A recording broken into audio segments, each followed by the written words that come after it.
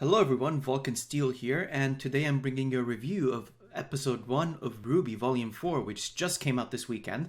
I haven't posted my live reaction just yet because, as Murder of Birds as well mentioned in a video, basically Rooster Teeth went on Twitter and said that they would prefer for people not to post their live reactions on YouTube until the episode itself has come out on YouTube, basically so that people don't get a free pass on watching the episode on YouTube before it actually comes out on YouTube. And this is to encourage people to sign up on the Rooster Teeth website, which is completely free.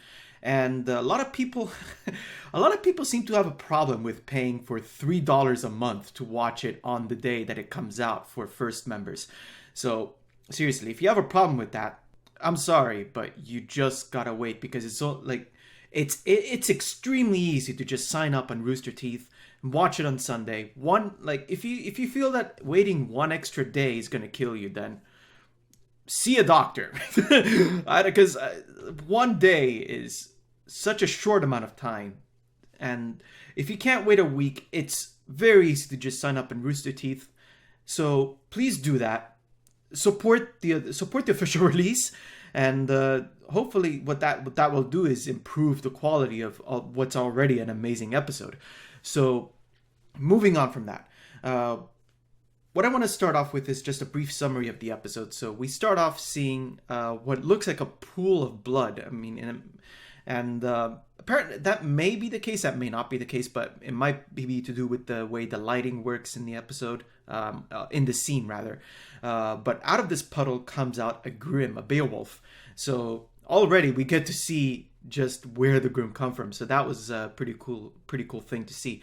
And then the next scene we see Mercury and Emerald looking absolutely horrified, which kind of confuses me as well anyways, because I would have thought that first off, wherever they are, they'd already been there before, so they would have already seen it before, and they're good enough, they're strong enough to be able to fight those Grimm like they're fodder. So their horrified expression, I guess I can kind of see why they decided to show that, but it's still a bit confusing. But that being said, Mercury's eyebrows are on point. I mean, just look at those things. Mercury's eyebrows, wow, dude, you really grown them. So after that, we get to see 3 new villains, including as well as Cinder rather. We have evil Obi Wan, a guy who looks like the Fear from Metal Gear Solid 3, and the dude. I'd like to call him the dude, but he definitely doesn't look like a hobo. So their actual names are Watts, Tyrion, and Hazel, and obviously Cinder. So yeah, from now I'm going to be referring to the first 2 guys at least, as evil Obi-Wan and the Fear, because it's just easier for me. So already evil Obi-Wan is as soon as Cinder tries to speak, or maybe before, he was already bad-mouthing her for her failure, and the Fear is just laughing at her. And I was really shocked to see, because I already read before that Cinder apparently has a huge scar on her face after what happened in the final episode of the last season. But I was actually really surprised to see that she doesn't have a voice anymore. So yeah, that you can see RWBY definitely did a number on her. And then not long after, Salem comes in, and when she comes in, I had the impression that she was actually kind of floating on top of the ground. But then, as the scene pans into from a different angle, as you see it from a different angle, you can see that she's actually walking. But it would have been nice as an effect to see her actually floating around, because it gives her a greater sense of power as opposed to just simply walking. But as she's waving her hand as well, I couldn't help but think that, wow, if she could probably vaporize anyone in the room by just flicking her hand at them. That's the impression of how powerful she is that I get anyways. And then she reprimands evil Obi-Wan for admonishing Cinder for her failure, which simply boils down to her failing to subdue RWBY. But Cinder then explains that has more to do with Cinder's newfound powers as the Fall Maiden. And to me, that was quite interesting, because Hazel mentioned that they've dealt with their kind before, in reference to the Silver Eyes.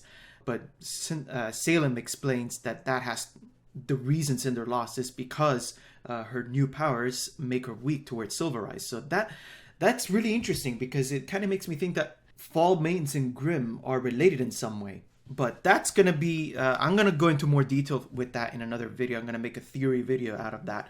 But the long and short of it is basically that the source of the power that Fall Maidens used is pretty much the same as what the source of power that the Grimm use. And it kind of makes sense, because if you think about it, Salem is also a reference to the witch hunts of Salem. And so it's plausible to presume that Salem is a kind of witch within the RWBYverse, and we already know that the one who gave the Maidens their powers is a wizard. So who's to say that the wizard that gave them the powers didn't look as human as he did in the World of Remnant episode, but rather looks a bit more like what Salem does. So hopefully we get to know more about that in the coming weeks as Volume 4 progresses. So after that part, Salem basically tells everyone what they have to do. She tells evil Obi Wan to go and meet up with, who was it? Their contact in Mistral. Hazel has to go and meet Adam. Tyrion has, the Fear. The Fear has to go and hunt for the Spring Maiden. And when Cinder asks what they have to do with Ruby, Salem decides, okay, the Fear, you're gonna go out and get Ruby, but bring her alive, much to the Fear's chagrin. And then after this scene with the 4 villains, we get introduced quite randomly to this barn boy. And I've been hearing a lot of people talk about this guy. Like, who is this guy? What's he doing? Why are we being shown this guy doing farm work? And as I was watching the scene, I was wondering, why is he using such antiquated material in such a vastly technological world as Remnant? I've seen so many theories flying around about this guy. Some people think this is Ozpin because Ozpin himself is a body snatcher and he went into this guy's body. Other people are saying that Ozpin is reincarnated into this kid, because this is basically a former state that Ozpin was in, or something like that. I don't know what to think. So a lot of people have been saying that this is in fact the Spring Maiden, and I'm not denying that theory. I'm not throwing that theory out the window. I mean, I'm throwing the theory of Ozpin being a body snatcher out the window for sure, but this kid being the Spring Maiden, I guess it's possible. He could be masquerading as a boy in order to avoid the attention that she would otherwise get if she actually did what she's supposed to do as a maiden. Hopefully we get to find out more about it. I mean, one of the things that I think there's more to this guy, at least, is the fact that just before the scene changes to Ren and Nora, he's looking at the horizon as if knowing that some shit is about to happen. And lo and behold, the scene changes to Ren and Nora as they're arguing about names. It's kind of funny too, because we actually get to see the letters appear right there, which is not something that was ever done before, as far as I remember, within the series of RWBY. Nora is definitely backing Junior as a team name, whereas Ren, with the reasoning that they're helping Ruby with her objective, whatever that may be, thinks that Ranger is a more plausible name. Personally, if you ask me, I think Journey is a more plausible name, as in JRRN, simply because all 4 of them are traveling together in order to do something. They're headed to Mistral for whatever reason. Hopefully, maybe I'm just not remembering because my memory is quite short in regards to what they're supposed to do.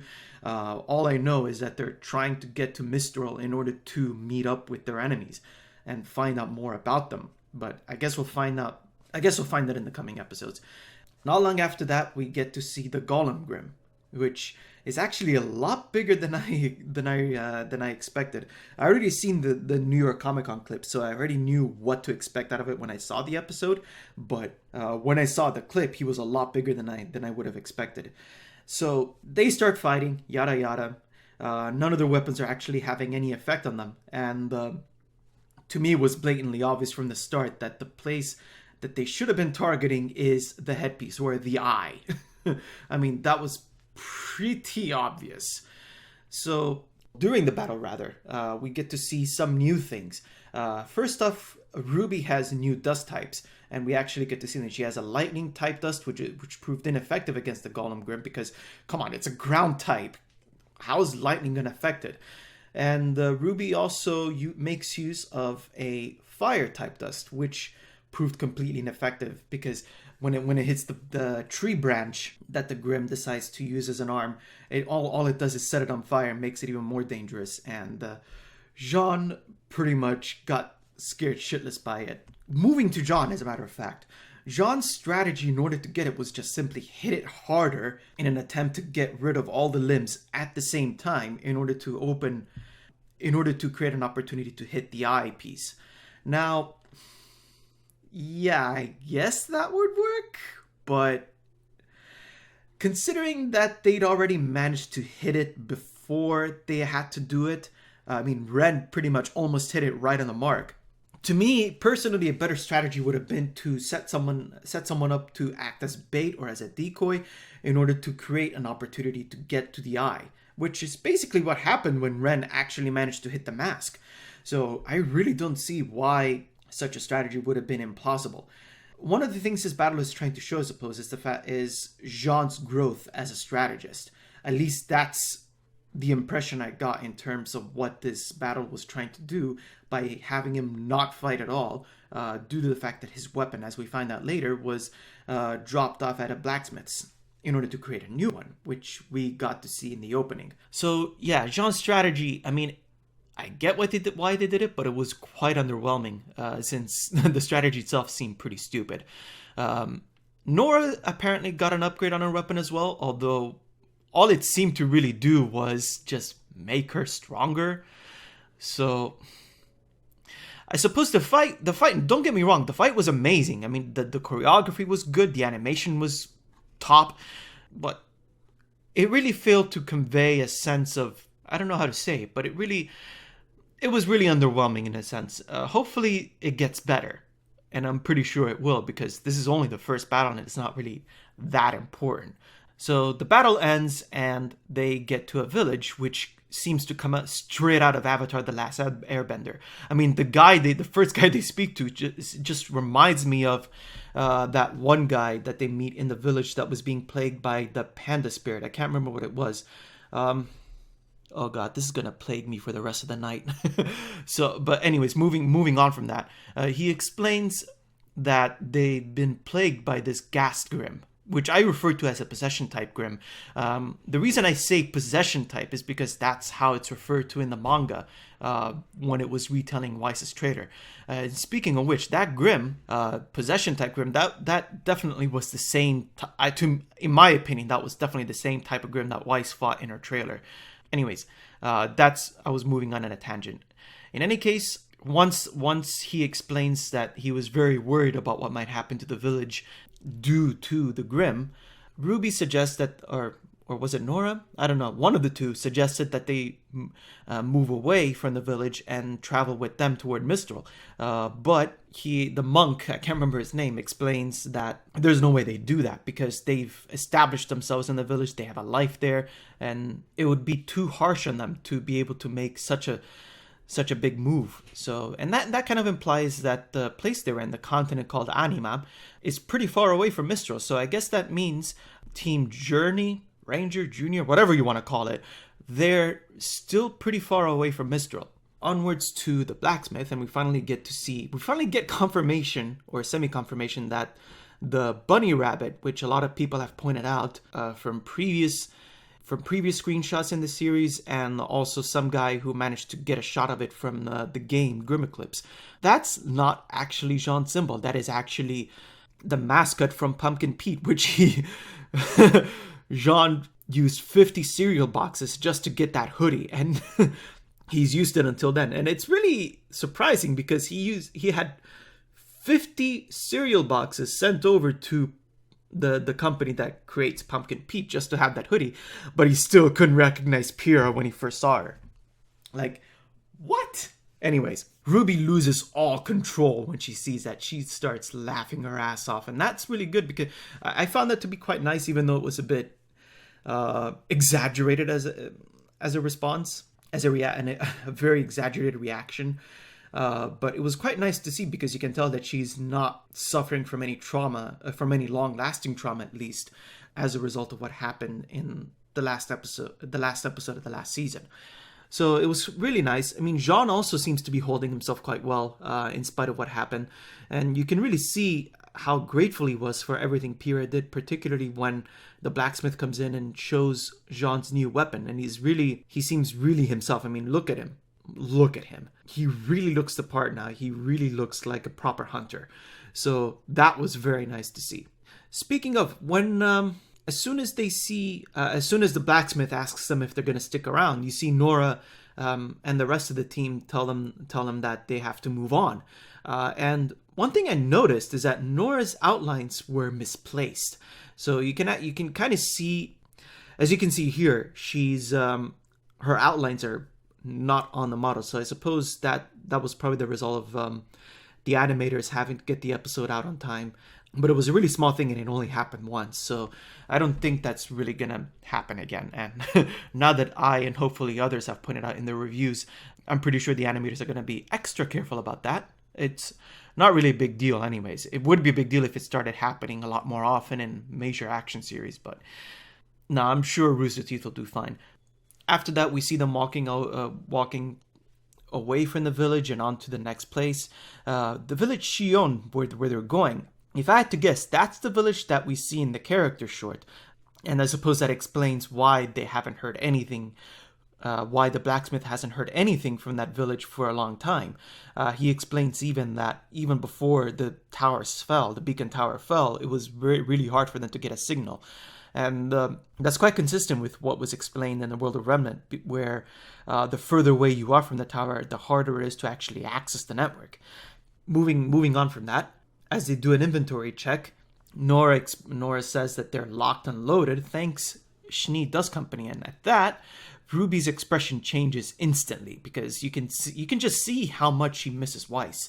And one thing I want to point out as well is with the new animation, with the new program that they're using, the expressions on the characters' faces are really good.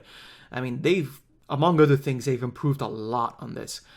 And then the scene changes over to Weiss. She's still staring at the window. It's as if she's basically being held captive, which is really interesting. And based on the opening, it's pretty clear that she's still having daddy issues. So that's the end of the episode, and after that we get to see the opening. And there's a few things that that the trailer actually reveals. And for one thing, the very first scene basically shows where all the girls are. So Yang, as is obvious, is still in Patch. Weiss is in Atlas with her father. I'm not sure where Blake is. I don't remember where her black mark landed. And you can see Ruby's mark landing somewhere in Mistral. We already kind of know that that's not where they are, as they're still quite far away. But I suppose that particular area is where they're headed.